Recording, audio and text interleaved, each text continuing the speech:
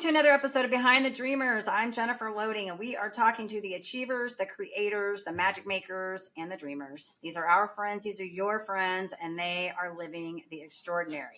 Well, I am so excited about my guest today. This is going to be so much fun.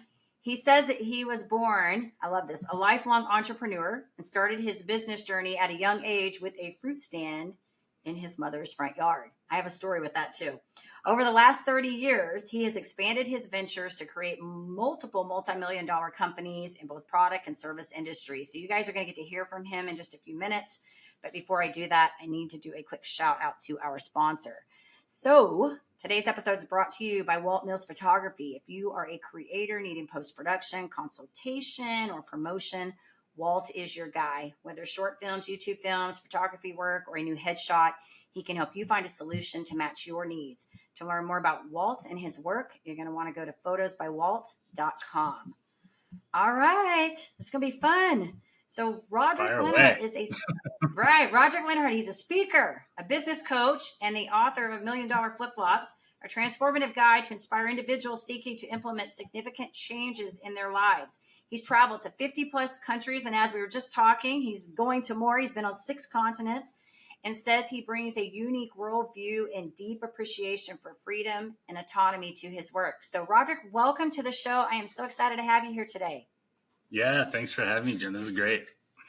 This can be so fun. So real quick, before I get going, when I was looking at your fruit stand thing, it's a funny story because I don't know how old you are, but I feel like we're kind of probably close. But I was telling somebody one day that I was kind of an entrepreneur as a child too. So I would make crafts, but one of the big things I did is I mowed yards. Seriously, like in our neighborhood, I had friends, we would knock on doors and we would mow people's yards to make money. And then we had all these other things we were doing. So we were always hustling and trying to figure out how we were going to have some kind of cash flow in our pocket. So I think it's sometimes it's kind of just some of us are just kind of born doing that stuff. You know what I mean?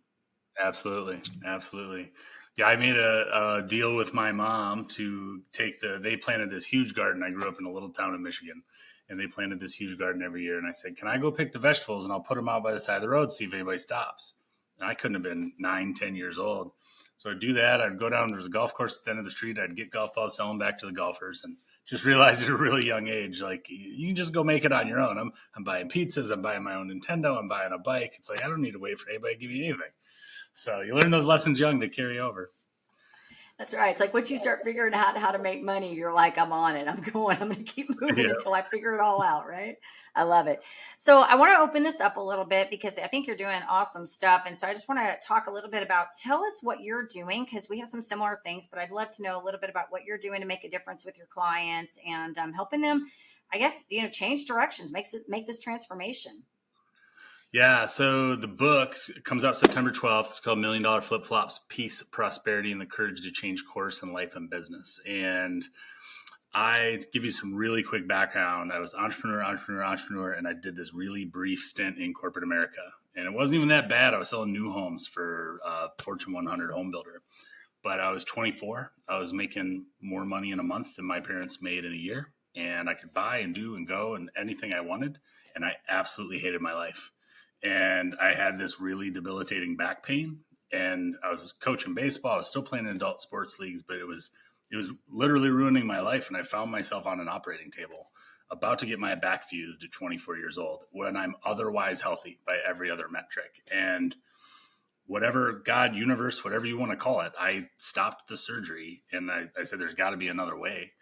And that's a really long story of its own right. But I basically dove into all the books. I've always been a student of life, and I couldn't fix myself because I was in my own body, right? And that's the beauty of coaching and all the things. You really need an outside perspective.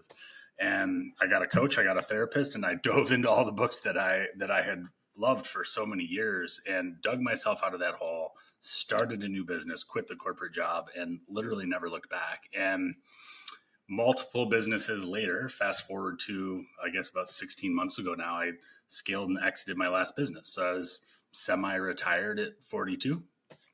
And I started with nothing, started with $0, went to $1 million, lost it all, went back to $1 million. Been there, done that, right? And when I was in the process of selling the business, I signed up with Brown University and got my ICF as a professional coach. and had envisioned that just being I'd always been kind of a mentor to other entrepreneurs because they see you traveling, they see you own a business, they say, how do you do it, right? Because that's not most people's path. And I just thought it'd be a part-time gig. And I'm very much whatever door is open, I'm going to walk through it. I'm, with a big enough why anyhow is possible. I've believed that forever. I believe that now. And I said, well, what do I want to do with part 2 of my life? And I had a why, but I had absolutely no expectation of what that would look like. So ended up writing the book, ended up coming into contact with a bunch of amazing people. And there's so much happening now.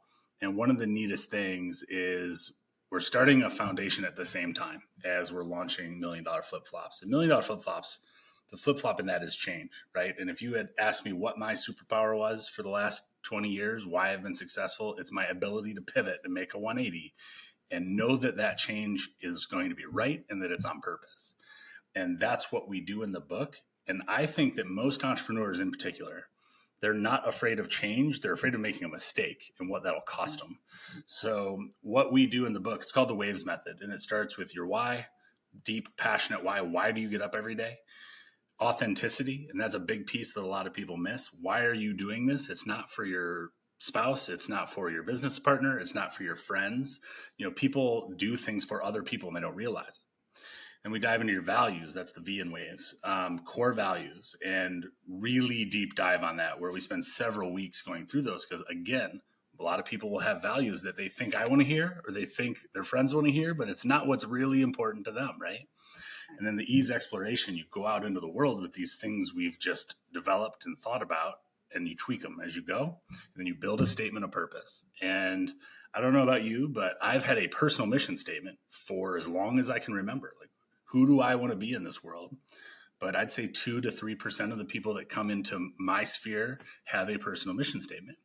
But all of their businesses have mission statements. Why is that? So it's a really important piece that we're just not taught to think about. So that's what we do. That's what the book's about. It's what the course is about. It's everything we do is giving people, I call it a decision filter. So you have a decision you need to make. You do a visioning exercise of what that's going to look like, and you run it through this why, values, and statement of purpose. And if it doesn't fit like a glove, it's a no. If it's a yes, you've done the work ahead of time to know that it's right and that it's on purpose. But ultimately, everything we do in the business, we donate to the foundation, Send a Student Leader Abroad. And we've got a goal to send 1 million kids abroad in my lifetime. And that is a whole other story that inspired my love for travel and all the other things. And I could go on for hours, but yeah. Oh, I get it. Well, and I think what's interesting is listening to your story, because I looked over some of the stuff, and I obviously didn't know everything. I didn't know about the impending back surgery, all of that stuff. But I think a lot of us that have these crazy stories like this, it's like we have that defining moment, where something happens, and it's like we realize, you mentioned very early on, the money, you're making all this money, and you realize you weren't really happy. And I talk about this in a lot of the work that I do, and all of this stuff that you're talking about. I get it. It resonates because it's stuff I share as well. That so many people, back this up. They come out and they live these lives that they think that they need to live, right? And they think this is a way to go. And then they realize they have had the success, so-called business success. But then they wake up one day and they're like, man, I'm just not really, is this life? I'm not fulfilled, right? And most of the time, it's like what you're talking about. It's not really in alignment with their values. It's not really what they want to be doing, or there's something that's not right there. And I had a young guy come on my show. He oh my gosh, he was really young. I think he was born when I graduated from high school, but really amazing guy. And his was a similar story. He was making all this money, and he had a great girlfriend, great life, and he was just miserable. And he let it all go, and so you hear this happen a lot. And so I think that there is something in that, and when you talk about these values, it's a big thing that I talk about. If you're not in alignment with them, because they figure out what they are for their work, but they don't know what they are for their personal life, right? And so they're doing jobs, they're engaging in things that don't really go with what they should or want to be doing. Yeah. Are you familiar with the book, The Death of Ivan Illich? It's a Tolstoy book. I haven't read that one. I need to read that one, it sounds like. It's a super short book, and spoiler alert. At the end of the book, the main character is named Ivan, and he looks up at his wife, and he's on his deathbed, and he says, "What if my whole life was wrong?" I can't think of a more terrifying scenario than that. And I read that, but I was probably 17 or 18 years old when I read that book. And those are the kind of things that came to mind while I was laying on that table. I'm like, this is wrong. My life is wrong right now, and I've got to figure out why. Yeah. There was a guy that I interviewed last week by the name of Salami, really neat guy. He worked for Tony Robbins. He has studied every Tony Robbins program. Same thing. He had like 3 degrees, was making great money. And one day he goes in his bookstore, finds this Jack Canfield book, reads it, and realizes, I need to be doing something different. So he orders all the books in the back of the Jack Canfield, all the recommended books, and reads through all of them. Anyways, he came on the show and we were talking about this whole 2% thing. Like, 90 something percent of the population never really lives a life of fulfillment, right? Like they never get to that place. And exactly what you talk about, they get to the end and they go, if you ask them if they've lived this fulfilled life, they're like, no, I should have done this. I should have done that, And so I kind of have this little running thing, I'm always going 2%, 2%. This is where we're going, 2%, because this is the part of the population that's actually mastering. They're mastering the success, right? Everything. It's not just about the finance. It's everything. It's the relationships. It's all of your health, all of these pieces coming together that really leads you to that place. And like you, I always say, I don't want to be at the end of that thing going, man, I wish I'd have done that. Could have done that. No, that's not cool. Exactly. We're just not taught to think that way. It's not anybody's fault. It's not their fault that they think that way, but it's up to people like us to raise that awareness. And, I talk a lot in the book about once you go through a process like that, you can't unhear things, you can't unsee things, and you're going to see the world in a different lens. And one of the hardest things, this might be a little off topic, but it's the people closest to you are the ones that hold you back. And that's why having, and I'm not preaching coaching. I only work with 6 clients at a time. I can't take anybody on if I wanted to, but I think everybody needs that outside lens, because the people closest to you, it's not because they don't love you. It's not because they don't want what's best for you. They're afraid of being left behind. And when you have that worldview shift, there's contrast in that, and people are scared. They're scared of losing their friends. They're scared of losing their family.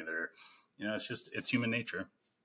Yeah. You gave me chills when you were saying that, because it is so true. We used to talk about it. I don't know if I shared with you that I was in Mary Kay for 22 years. So I was in leadership, and I had to do a lot of that, overcoming the spouse not supporting the wife in the business mindset, because it happens a lot, right? And you are so right. I've said this multiple times to people, like, once you start seeing things differently, you can't unlearn it. You can't unsee what you've seen, and you absolutely have a different lens on life, or an outlook on life altogether. And whereas, I tell people, because I was in that industry for a very long time, but it wasn't until I had a nerve thing come up in 2012, maybe kind of like your back thing, that sort of altered my life. And it was a very extremely debilitating condition. They call it a suicide disease because it's extremely painful. And so it altered my life for 4 years. And when I came out of that, it was kind of like, I'm going to the doctors, nothing's working. So I went out on my own and started finding holistic doctors and researching. And I ended up being able to get off all my medicine and put that into remission. And I'm completely pain-free for the most part from it. But awesome. It changed the way I looked at things. And when I came out of that, then that's when I went in and actually got life coach certified and started looking at things, because I was trying to figure out, why was I still unhappy, and why was I having success and not maintaining? Like, there was all these things that were going off in my head, and I needed to put the pieces together. And so I started becoming basically a student of learning, and started really doing the research. And, there wasn't this one day that I woke up and I said, oh my gosh, everything's different in the view of my eyes. It was this progression, right? This progression. And so here we are, 2023, and the people that meet me now think this is the way I've been. I'm like, no, no, I didn't grow up in a house where we were optimists. I didn't grow up in a house where people were encouraging us to do things, quite the opposite growing up. And, I had to really be like you and say, I need things to be different in my life, and I'm going to have to go do that work. But it is when you do the work, it's so worth it. It's like anything, you get out what you put in, and that's really my mission. When I was fortunate to get to a spot where I don't really have to do anything, and now I work more than I've ever worked before, because it's a passion project on both sides of the equations, because I watch people go through the waves method, and I watch that light bulb go off, and you see that shift in their business. And typically my clients are entrepreneurs that are a few years in, and they say, what did I do? Like, this isn't what I imagined. They're not working on their business, they're working in their business, or vice versa. And I get to see it on the other side when we donate all the money and we get to send these kids abroad. So it's just this, you get it from both ends. And until you're on that giving end of it, it's that silly, it's better to give a present than receive a present, but it's exactly true, right? Like, you get the chills every day watching people have these transformations, and especially with the kids. Like, it's just, I couldn't be happier to be doing what I'm doing. Yeah, no, I agree with you on that. So awesome. So traveling, this is a big thing for you. You've been all over the place. So when did this start for you? Like, tell us a little bit about how this sort of evolved for you.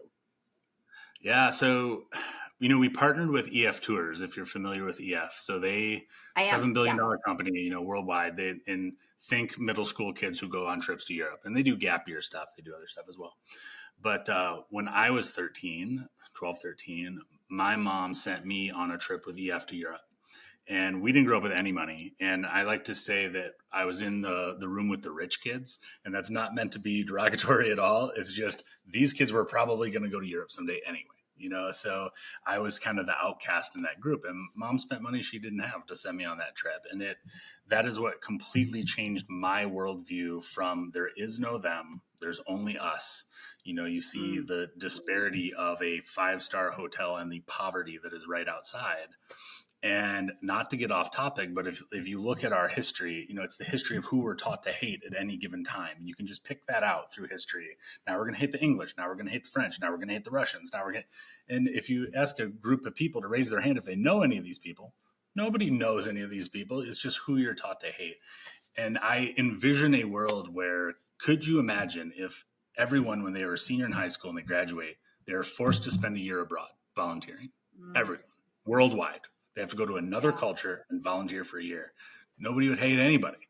You just understand we're all the same. We all want the same stuff. So that was my worldview shift when I was 13. I was able to go on that trip. And that's why ultimately we partnered with EF for the foundation. So Send a Student Leader Abroad, basically a deserving kid can apply, and it's a matching grant. And then we work with them, and you'll love this. We work with them to raise the money. So mowing grass, delivering newspapers, selling candy bars, whatever it is. But we meet with them every week. And ultimately, if they only make $5, we're going to spend the rest of the money to send them on the trip. Yeah. But it's in them understanding that there's a stranger out there that cares about me, and they bring that back to their community. And then they go have this experience abroad, and they bring that back to their community, and typically a community that they're not talking about that. So the impact that multiplies, it's exponential over time. And that's why we designed this whole thing the way that we did, because it certainly inspired the love of travel for me. And like I said, I've been to 50 countries. By the end of this year, it'll be 55. And next year, COVID messed up Antarctica for me. So I was going to get my 7th continent by the time I was 40, which was a huge goal. And didn't get to go. So hopefully this time next year, I'll be doing Antarctica. I'll have my 7th continent. But there's nothing like travel to change the way you view the world. There's nothing like it. Yeah. It's interesting that you bring that up too, because my oldest went on something that was probably kind of something like that. It was like an ambassador program. So when she was going from elementary to middle, and it was like a group of parents that volunteered to go, and they took a bunch of kids, and she ended up going to Australia. And so they traveled, they went to like an Australian school to see how the kids go about their day. And it was a really neat thing, for her to be able to have that experience. And I agree with you. I think that so much of, like, not to get off topic about that, but the reason we do that is because we don't know what we don't know, right? Like, it's funny because I feel like I have a client right now that I work with that lives in Spain. I've been working with her since before COVID, December of 2020, and I've been working with her. And it's so funny when I listen to these people talk, because I work with other people in different places, and I listen to them, and they have some of the similar values that we have, some of the same ways they operate their business, right? They have different things that they have to navigate through. Like, and she's living in Spain. They don't have networking like they have in Dallas. I mean, we have networking every night of the week pretty much in Dallas, right? But they don't have that, but they still have the same drive to work hard, the same drive to build their businesses, the same drive for their, for the passion for their families and all of this, right? And we think of them as being different, and they're really not. They're really not different than us. And so I love that you're kind of embracing that idea of this with these youth. And I'm like with you, I think, yeah, if every child, every student coming out had an opportunity to do that, it would be different, right? They would have to be forced to get out of this space that we're in and see something different and make them even aware of what's going on around them. Right. It's I mean, good. how many people never leave 50 miles from their hometown? Like, it's a staggering percentage of people, you know? A lot. Yeah. Yeah. There was a gal that came on here. I remember all my guests. That's why I tell you all this. Like I remember bits and pieces of all my people, but had a girl come on here. She was one of the stars on the show Castle for 8 years. So I'm drawing a blank on her name, but the episode's out there. She was a star on there. Anyway, she arranges travel in these other countries. She's like the person that finds the people and then she creates their entire travel. And that was one of the things we had talked about, was why so much of, in our culture, we're so like in other countries. Like, to give you an example, my girl in Spain, like she's leaving in I think the 20th of August, and she's trying to decide, do I want to go to India or Europe? She's from Russia, living in Spain. She goes to, they just hop on the planes and they just go. And here it's a big thing. We have to think about it, right? Like, we got to plan it, think about it.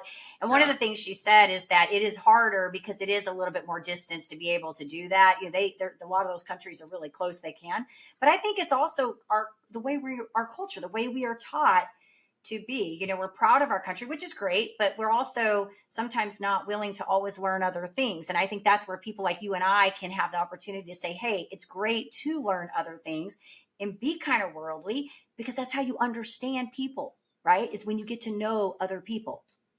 Absolutely. Nothing will teach you compassion and empathy like putting yourself in those positions, not necessarily people that might be underprivileged. It's not that, but Right. It's, you don't speak the language. You need help. You need to figure out where you're going.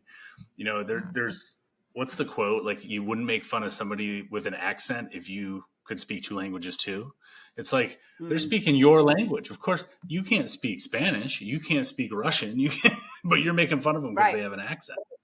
It's like, okay, it gives you just a completely different worldview. You can't get another way. It doesn't matter how many travel shows you watch. You can't get it until you actually go to the place, I, for one, like cool accents. I had a British guy on here I've had a couple British. I love their accents. I have fun talking to all of them. So, and even my girl that I coach in Spain, she's from Russia. When I first started working with her, it was kind of tough for me to understand her. We've been working together now. I got her figured out. Like, I got it all now. I'm getting that whole Russia. I got a couple friends here from Russia and Iran. And so I'm getting all these different dialects figured out and accents and stuff. So it's good stuff. Yeah, good stuff. I love it. So you got this project, the book coming out, you said in September. Is that what you said? September 12th. Yeah. Okay. Awesome. Anything else on the horizon behind this, or just going to continue the traveling, doing your project, your nonprofit? And yeah, there's a lot that goes along with the book. So the book comes out at the same time. There's an accompanying journal that comes out, and you kind of tackle it from either way or do both. And then there's courses that go along with it that will teach you the Waves method. They're all self-paced. And then there's different levels of access to me and mastermind groups and accountability groups and everything that goes along with that. So just super excited about all that. And especially now that early test readers are coming back where they're not part of my circle, they're kind of strangers, and you're getting that feedback and it's just overwhelmingly positive. It's a validation thing, right? Because you watch it work one-on-one. You don't know if it's going to work for somebody that's just brand new into your circle. So that's all fun. And then we've got our podcast will be coming out in January. Audiobook will be coming out in January. And EF is planning a bunch of speaking for me. So I'm super excited about that. Okay. Doing a 12-state speaking tour on behalf of EF. And then they invited me to their global summit. So just super exciting stuff. Like, every day I just get up thrilled to be working. It's 18 hours goes by and you do it again the next day. It's just permanent vacation, Yeah. Well, if you end up speaking in Dallas, you'll have to let me know so we can try to round up some people to come out and see what you got going on. I do want to ask you another question. I like to ask this every once in a while because you've said a lot of really good stuff in here. And I feel like we sort of, the great thing about what we do on these shows, I feel like we all sort of kind of say the same thing, but it delivers a little, it comes out a little bit differently. And sometimes, somebody needs to hear that message from that particular person. That's kind of how I feel about this, But I want to ask you kind of a personal question about you and you answered some of this, but what would you say has been maybe the biggest takeaway in all of this for you? Like maybe the biggest learning, aside from the fact about the traveling and understanding other people, but maybe for you as a human being? The biggest learning throughout my life or in building this business? I think it would I'd say in your journey, it could be your life. Because this is all part of it. What your business is part of it. I think the overwhelming thing is, and you don't recognize this as much until you start to put yourself out there in the public eye. And I'm sure you've experienced this, but I think overwhelmingly people are good, and I think that's not something that we're, I don't know if it was Einstein said the biggest decision you'll make is if you live in a friendly or a hostile universe. Like at a very young age, you're going to decide, are people out to get me? Are people trying to steal from me? Or are people willing to help? And that's another thing that I think travel teaches you, and the younger you can learn that, the better off you are, because I think you're more willing to ask for help from those around you and those that have already been on that path. And that's what we do, right? That's what you do as a coach. I mean, it's, we've already done a lot of these things and we see it from a different perspective and we're here to help. It's certainly in my case, like I don't even make any money. Like we donated all to the foundation, so it's literally just about change and about changing people's perspectives. And in my niche anyway, for entrepreneurs that they may be considering going back to corporate, they may be thinking about scaling or not, or slowing it down, and they don't know what to do. They just feel stuck. So being able to give them a system that you watch 1,000 light bulbs go off at one time, and it's just mesmerizing to watch. But I think that's it, just understanding that we really do live in a friendly universe overall. I would agree with you on that too. That is good. I don't know if I've had anybody to say that, but you know what? That is so to me too, because I think we are taught a lot of times to be of the mindset, I'm going to get you before you get me. And a lot of that is shaped, I think, by our past experiences, right? Like things that we witnessed and seen via our home life, school, TV, all the things. We get sort of in that mindset of, I'm going to get you before you get me. And so we most of the time think that people as a whole are bad, right? And like you, I feel the same way. I feel like most of the people that I meet are really trying to do the right thing. They're not always good at it, but they're trying to do the right thing. And they're trying to live by what they think is the right way to live, right? And so thank you for sharing that. It's good.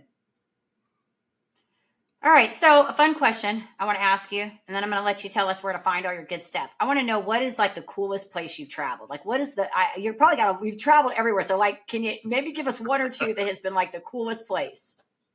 Oh man. I mean, that's Machu Picchu was obviously really neat. But it's really hard to say, like I bungee You've been everywhere. Oh my gosh. In Zimbabwe, like, being on safari in Wangi and watching lions come right past me. I mean, there's so many experiences. I'll tell you my favorite place on earth is Thailand, and it's Costa Rica is a close second, but like, I feel like Costa Rica is kind of cliche now because everybody goes to Costa Rica. So I need to be more wild, more exotic. Right. But, yeah, so many great experiences in so many different places. I feel like somebody else told me Thailand too. I feel like I've heard that like more than once. So must definitely be a place to check out. I will tell you this, like in the Thai people they call it the land of smiles. Like the Thai people are the most friendly, wonderful people, and it's incredibly cheap to travel and live there. And we usually go for a month at a time. And but I'll tell you this, and I was having this conversation with somebody this morning. I've been around the world twice. Like I've been around the world all the way to the east. I've been around the world all the way to the west. And very much the way I've built this business and the way I've lived my life. You heard me say, with a big enough why, anyhow is possible, right? I don't leave with knowing what my path is going to be. I know I want to be back home going in this direction roughly 2.5 months from now. And I'll plan the first 2 weeks, and that's it. I have no idea where the next place is I'm going to go.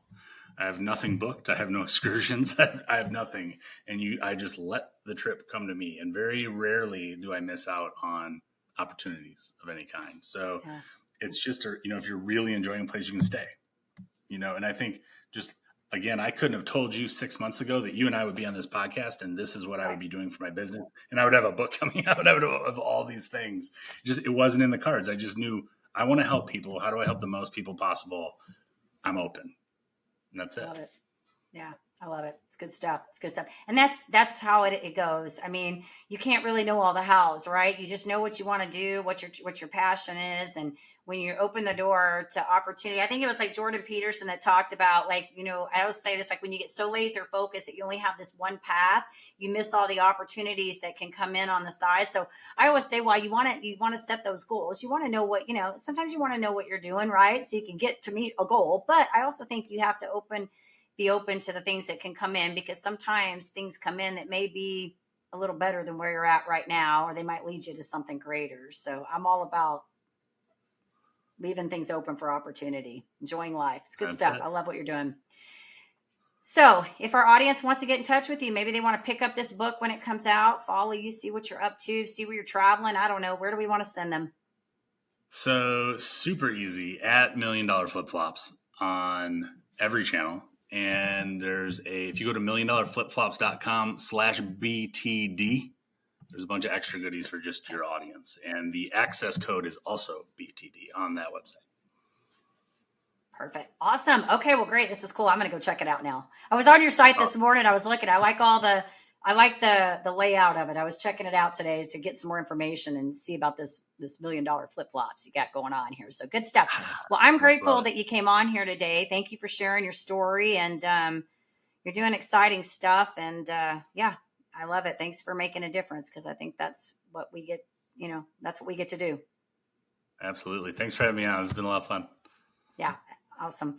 All right. And of course, we do want to say to our audience, if you enjoy our show, go check us out on Apple, give us a rating over there, hit that subscribe button on YouTube so we can keep sharing all these incredible, amazing stories and talking about awesome people in the world.